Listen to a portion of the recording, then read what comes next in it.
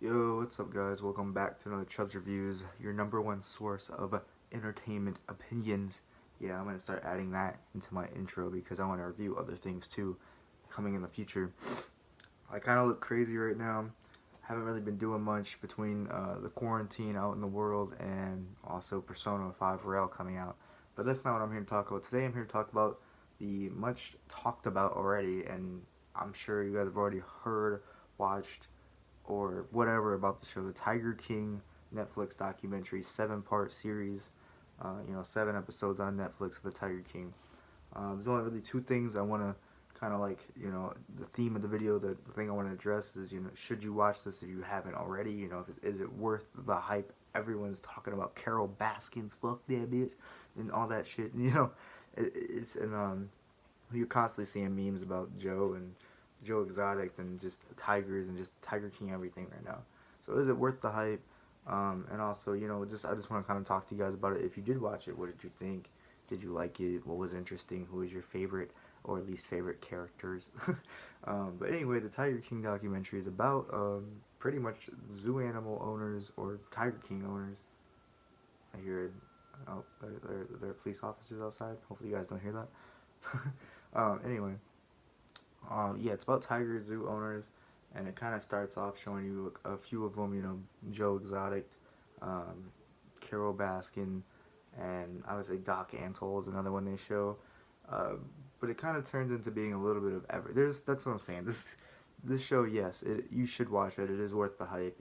There's something there for everybody. You could watch this with your girlfriend, your dog, your gay lover, your fucking mother, your father, your son. You could watch this with anyone. There's something there for everyone, and it's because it's that wild. It is really wild. There's little pieces everywhere of stuff, and the only thing I could really think of that I didn't like, or that wasn't a positive. That's not even something I didn't like. It's just that if you pay attention to certain things and who's kind of talking and being interviewed a lot and who's not, you can kind of see where things are going. Because it is kind of a build up. You don't, there's spoilery things in this. You don't want to spoil anything for people. It starts from the beginning and then it leads up until now. I would say the most interesting thing about this, or that not a lot of people are talking about, is that it's so modern. This shit just kind of just happened. The stuff they talk about, the Joe Exotic wants to be an internet celebrity. He wants to be all types of shit. A politician. He wants to be his face out there by doing exotic ass things, and he would live stream and do crazy stuff like that. And that's something very modern. That's not something people usually want to do. Obviously, back in the day. So I thought that was interesting. Same with Carol Baskin. She's got her hello, all you cool cats and kittens. Whatever the fuck she says, that shit is crazy. It just sounds crazy from that crazy woman. That woman looks wild. That is the woman that everyone says killed her husband. And that's one weird thing, is that's like the one thing that's came from this show is fuck Carol Baskin, she killed her husband, blah blah blah. You watch. I'm not spoiling too much. You watch the show and you find out you have an opinion on it or not. She's not. That's just speculation. It's not that she's convicted or anything. But there's a lot of hints towards whether or not she did or did not do that. And you should watch it yourself. But that's only like the first 3 episodes out of 7. Like the other 4 episodes are completely about Joe and other people around him, and kind of how he got to where he is today. And that's why I'm so confused on why people are more like F Carol Baskins and not like good guy Joe. I don't know. Not good guy Joe, but like to help Joe more. Joe Exotic out. But either way, it's whatever. Doc Antle, I did mention, he was just kind of flexing in the whole damn documentary. He wasn't really nobody important. There are a lot of little interesting characters. Shit. Joe has 2 husbands. You know what I'm saying? It's a show like that. It's crazy, and it's not like too over the top when it comes to husband stuff. It is perfectly paced into which every little topic is kind of slightly delved into, and then you're already to another crazy topic or another crazy thing that happened or another conspiracy theory, or you're constantly thinking like, what the hell, what the heck. You watch it in one quick sitting.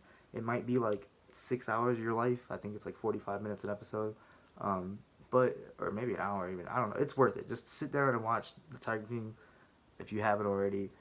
Just one sitting, sit and watch it. I guess you could watch like two or three at a time, but I sat and watched it all at once, and it was just good. I did even like the ending. I would say the ending was really good. It kind of wraps it up and comes around to a full. We need to care about tigers, and there's more tigers in the black market than there are in wildlife. They kind of throw that stat up there at the end, and I mean that is kind of what the show should have been about, but that's not at all what it's about. Like the actual show, that's just at the end. They're like, hey, let's care about tigers. um, and I did like that, and it was just a sad story in general. This is one of those things. I saw the graph of like all the wild things that happened, but the lot at the bottom of the graph, I don't know why I'm using this analogy right now. There was a bar of likable protagonists that you end up not really liking anyone.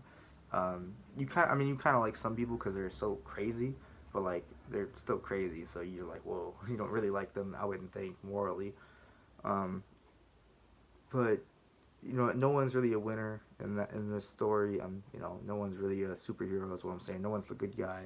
Um, but that's kind of what makes it so great is that there's so many different not good point of views and so many different ways things are going.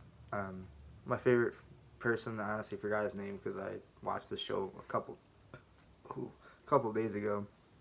But the dude with the two fake legs, that reminds me of Octane from Apex Legends.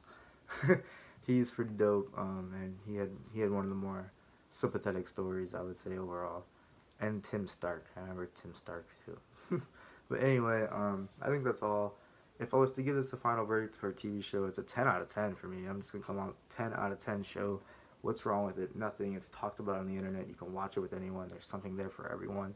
It's interesting. It's wild. It's a documentary fix. Nothing was bad about the show at all. Like really, nothing. It was just it was perfectly long.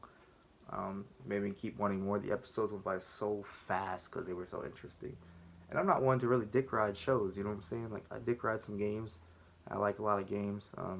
Maybe more than I should, but shows I'm pretty picky on, and or documentary series. And this was a good one. This was better than the Aaron Hernandez one, but I liked that one too. Not that I should be comparing them, I guess, but they're all tragedies.